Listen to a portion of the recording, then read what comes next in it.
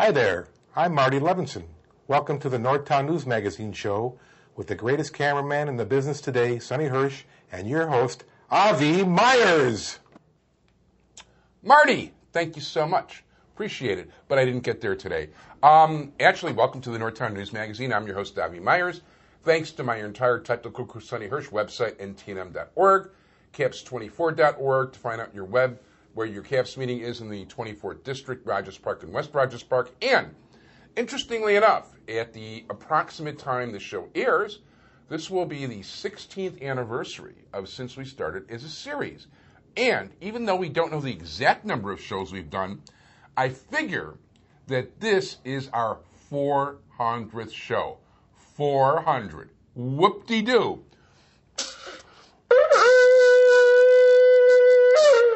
Tequila. Yes. The Tequila Gadola. Well, actually, Tequila Gadola is...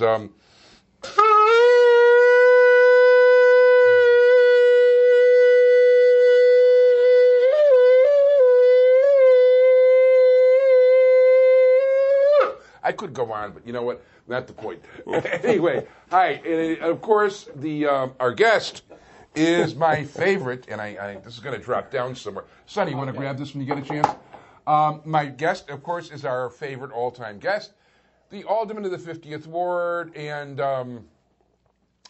Vice Mayor of the City of Chicago, and somebody who's actually up for re-election as the Ward Committeeman of the 50th Ward, which is not a paying job. So of the Democratic Party. Oh, of the Democratic Party. Yeah, I didn't think you didn't look like a Republican to me.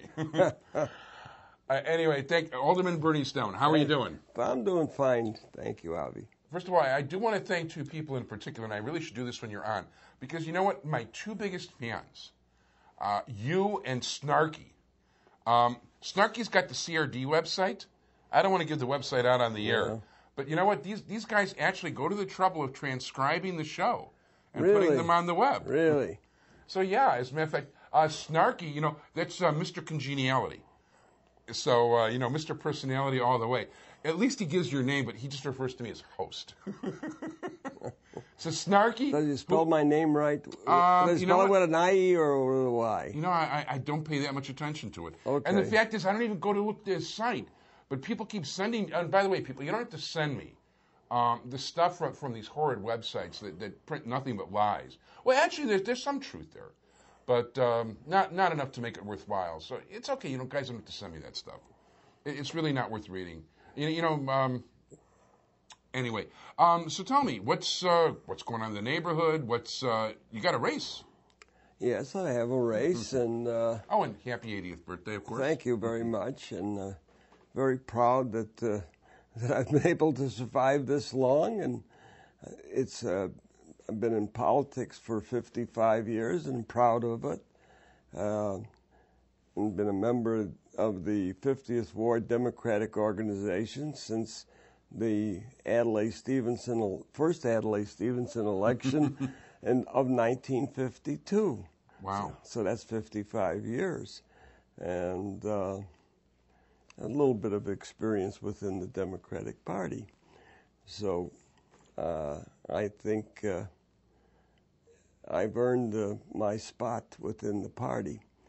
Of course, my opponent says that that I'm too old, of course, to continue on, that he can attract new and fresh blood, and that's the reason he's seeking to oust me. But I figured that age equals wisdom. He says age is bad because you sort of turn to vinegar like wine turns to vinegar if it stays on the shelf too long. But I'm a big fan of balsamic wine vinegar myself, some of which is aged over 100 years.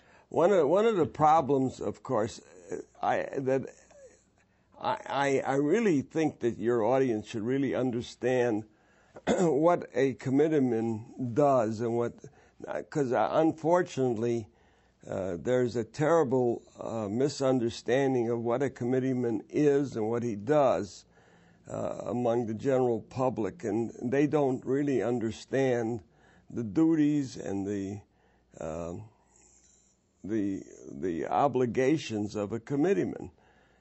First of all, you indicated previous to this that a committeeman is an unpaid job, and that happens to be true. Yeah, $0. As a matter of fact, most of the time you have to reach into your own pocket to serve as a committeeman. When I first took over the office of committeeman, the first thing I had to do was to reach into my own pocket and finance the office. The previous committeeman seemed to have flushed out the account, if I remember correctly. It took every penny. So we had to start the organization and pay the rent and pay the telephone bill and pay all the outstanding indebtedness. So we gave it $10,000 to start with. So that's how we started. Then we, of course, sought to raise the funds that it was necessary to raise in order to keep the organization going on. People don't understand that. I don't know if my young colleague, who I've known since the time he started in politics, understands that either. But it is an unpaid job. It is a job that has obligations to individuals, the individuals who volunteer their service, because most of the people who work in politics are either unpaid volunteers, or if they have, as a result of past services, have positions, basically still continue on in politics as on an unpaid basis. Thanks to the Shackman agreement, which is an agreement which most political office holders have signed on to, the thing called patronage no longer exists, whether the newspapers will acknowledge it or not. So, in fact, if in fact I make a recommendation to an office holder for a job, I could be in deep doo-doo because that's not allowed. As a matter of fact, if someone comes to me and wants to talk about a job, I have to report that individual to the Federal Monitor. Wow. In other words, if someone calls me and says, you know, my young son who's going to high school is going to be off of school starting on June 15th, can I get a summer position for him? I must report the individual who called me and their son to the Federal Monitor that's seeking a summer job. Now, people don't understand this, but that happens to be the truth. Wow. And I have done this. People who have sought summer employment, I have to report that to the Federal Monitor. And I have done this. One of the things we do... Does that actually hurt their chances of getting a job as a result of that? Or? If I recommend anybody for a job, and I don't, but if I did, they would automatically probably put them out of any position to get a job. So basically, you being in probably one of the best positions, if not the best position in the area, to know who would do a good job at certain things... would almost kill them from getting a spot. The wisdom of the federal government. Well, no, it's look. Yeah. I'm not going to argue what it was already argued before a court and was already decided. No, it's not going away. That I understand. Yeah. This was decided by the courts. It is the rule and this decision of the courts has been agreed to by the various parties and is already, as a matter of fact, and millions of dollars have been spent to monitors to make sure it's enforced. It's being enforced, and millions of dollars are being spent on a daily basis to make sure it's enforced. Wow. And I'm not gonna argue this fact. I'm just acknowledging it, that this is what's occurring. Yeah. I have only been committeeman since the year 2000. This is 2007? Yeah. So this is your second term? Yeah, I 2000? Yeah. That would be right, yeah. Yeah. The election would have been in the spring of 2000. Senator Carroll actually resigned prior to the primary of the year 2000. Yeah.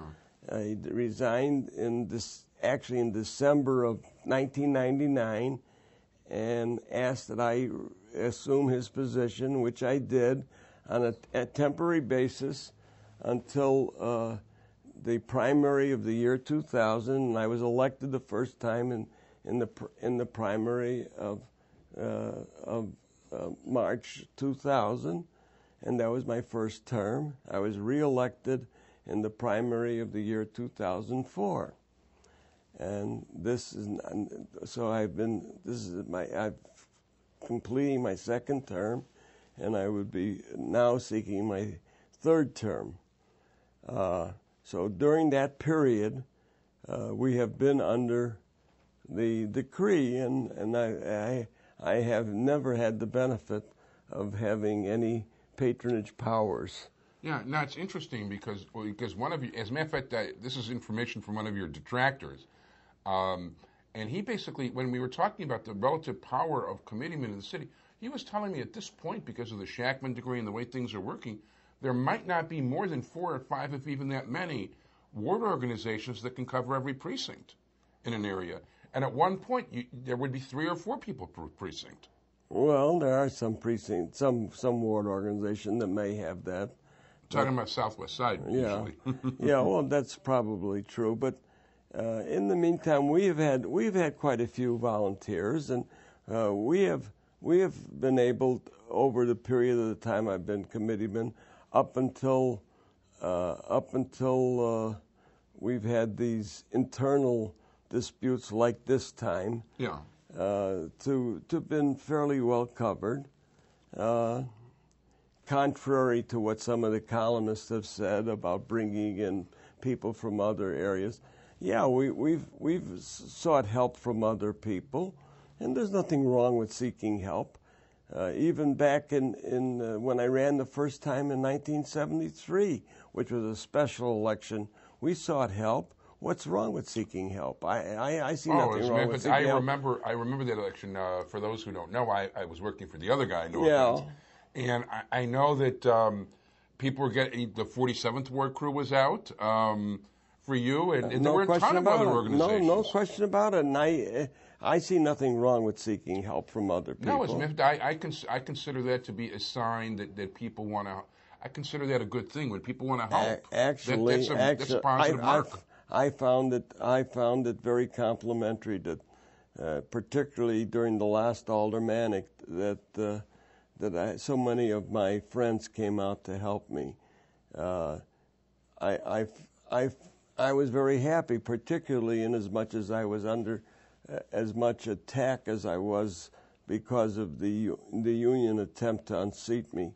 In fact, let's face facts. The union spent $500,000 against me this last time. Had they not spent that kind of money, had they not sent in the troops they had sent in, and let's face the fact that they unseated every other alderman they attacked, with the exception of myself. That's correct. That is correct. They probably would have been successful. And I'm very, very proud of the fact that so many of my friends came to my assistance. So what was wrong with that? I think it was. I'm very proud of that fact. No, I think that's definitely a mark. You know, the one thing that I find interesting, and I don't say everything on the air, and I certainly know a lot of political people over the course of time, is that everybody has basically very good things to say about you. They talk about your intelligence, and in a field where not everybody in politics is a rocket scientist, they talk about, the mayor's talked about your common sense. People have talked about your intelligence. At your birthday party, I think Eddie Burke was talking about how you're one of the wise people in the city council. And I don't mean wise guy because we're not Italian here. No, but what bothers me is I wanted to get back to the office of committeeman. Sure. Committeeman is the head of the leader of the party within the ward. His primary duty is to try and carry the candidates of the party. My record as far as carrying the candidates of the party is unblemished. The worst we've ever done for a candidate of the party, and we've had some really bad candidates of the party. That's definitely true. There's some candidates of the party I wouldn't wave flags for too high. The worst we've ever done is maybe 66%. I mean, when you can carry candidates, and the worst you can say you did for a candidate of the party is 66%. I don't think you've done too bad as a leader of the party. No, that sounds pretty good. Now, you know that is your primary duty as the leader of the party, is to carry the candidates of the party. So, all right, most of the people in the ward are of a political bent of the Democratic Party. That's all right. So you're not really that great of a person if the people basically are Democrats to start. No. But your job is to carry the candidates. If you carry the candidates, and so there are in a general election, particularly presidential elections, we run somewhere between 78 and 85%. I think that's a pretty good job. I think that's a pretty good job. So then to be accused of not doing my best for the party sort of hurts. I mean, it sort of hurts. And to be accused of not going out and registering voters when we have I wanted to bring that up really because, that's one of your opponents broke our back going out to register voters. Now, your opponent alleges that we don't have enough people registered around here. We don't have enough people registered to vote. Now, I'll let you answer. I've got answers for that too. But we've had drives where we go out to not only register voters, where we go out and have new citizenship classes. We've encouraged the various groups with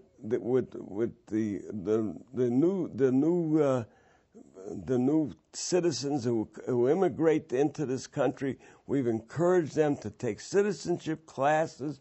What else can you do? Well, actually, that's the kind of it's interesting because you're mentioning the point I wanted to get to.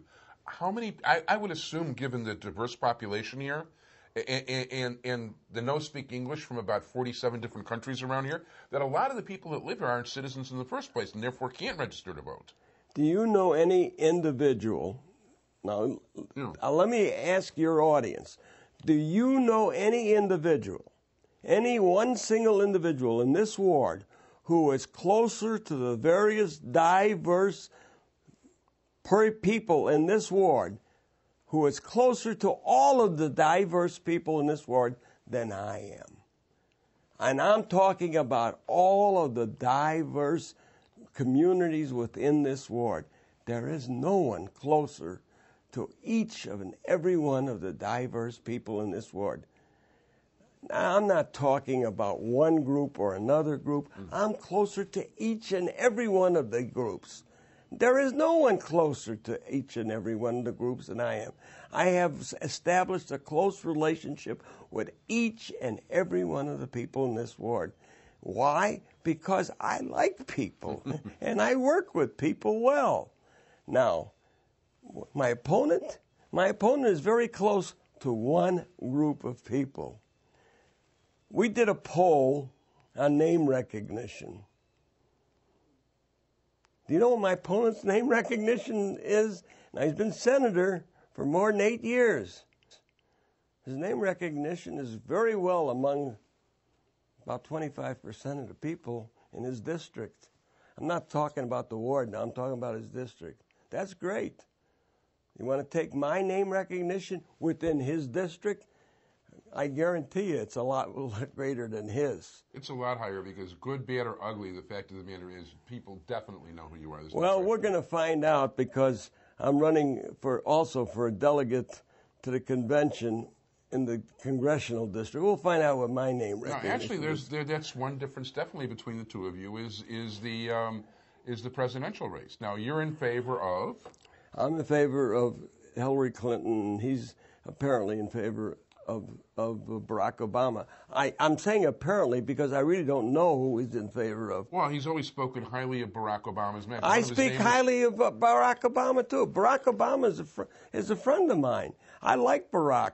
In fact, I'm the one who told him what his first name meant. I told him. Yeah, which is actually your Hebrew name. That's my Hebrew name is Baruch, which in Hebrew means blessed, and his Kenyan name is Barak, which is the same as in Kenyan as Baruch in Hebrew. That's right. And no, that's yeah. So But your middle name isn't Hussein. No, my middle name is not Hussein. But in any event, I like Barack, but I happen to think he doesn't have the experience at this point to be president of the United States. I think Senator Clinton would make a much better president than Barack Obama. That's why I'm supporting Senator Clinton. That has nothing to do with it. But I'm just saying that at this stage of the game, I think Senator Clinton would make a better president. And I am running for delegate because I do believe that she would be a better president than Barack. And I like Barack, but I don't feel he's presidential timber at this stage of the game. Well, I will say, sports fans, read Jewish Chicago. When we come out the middle of January, you'll get to find out exactly then, if not before, who I'm going to be backing. But that's another story. I'll give you another example. Yeah. And Jewish Chicago is available free. I've got to say that for the guys at CanTV and ECMC because I'm not trying to sell anything here. The question on issues in the ward, there is no question when it comes to issues within the ward, you'll know where I stand on each and every issue in the ward. Now, you've made it very clear in past occasions when there's an issue in the ward, you always know where I stand. I never have to second guess because I know. Good, bad, or ugly, I know. If you don't know where the senator stands. Now, there's an issue regarding a school. In certain areas of this ward, the senator opposes the school. In other areas of this ward, he doesn't oppose the school. Now, I would hope that when you get him on your program, you ask him point blank, does he oppose the school or does he favor the school? Because it's a public school. Apparently, in certain secular areas of this ward, he opposes the school, and in other areas of this ward where they don't particularly look on secular schools as favorable, he doesn't take a position on the school. I'd like to know whether in public school areas of this ward, whether he favors a public school. I'd like him to take a stand on that school, because I don't believe the senator is going to oppose a public school in general. Because I really don't believe he could really oppose a public school where we have two major public schools in this area so overcrowded that they need that public school to relieve the overcrowding. I can't see how he could possibly oppose a public school, particularly where there is no other choice but to favor that public school. We've been looking for 10 years for relief for those two public schools.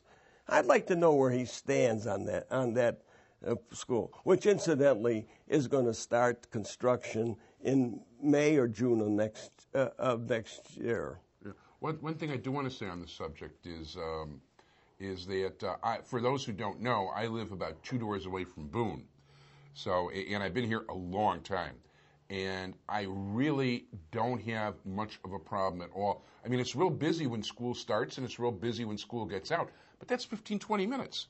It's just not that big a deal. People are so overrating what problems could be. Just not a big deal. Well, I'd like to know where people stand on issues, and it bothers me that someone what is he going to do, for instance, during a session of the legislature? We had 20 years of a senator down in Springfield who, during the sessions of the legislature, spent his entire time down in Springfield, and when the legislature was in session, was not available to his constituency as committeeman during the time the legislature was in session. What's he going to do? How is he going to service his constituency when the legislature is in session? I'm here 2 nights a week and 7 days a week. What's he going to do during the time the legislature is in session? Is he going to be available to his constituency? I don't think so. We had 20 years of that during the previous senator's 20 years when he was down in Springfield. If you wanted him, you had to talk to his secretary. You couldn't talk to him. I'm here all the time, so you don't have to talk to my secretary. And everybody knows I'm here on Monday and Thursday evenings every week, and I'm available 7 days a week. So that's a difference of service to the people. You can't have it both ways. You can't. He says that he will bring in young people into the party. Where the hell was he during the 8 or 9 years I've been committeeman? Why didn't he bring in those young people into the party when he was a member of the party while I was committeeman? If he was going to do it during that time, why didn't he bring in those young people during the time he was a member of the party and I was the committeeman? Now, if you really had the interest of the party in your heart, why didn't you help the committeeman at that time? Where were you when it came to helping funding the party? Where were you doing the hard work that it takes? I mean, I didn't get a salary to do that work, but I did it. This is all part of being a committeeman.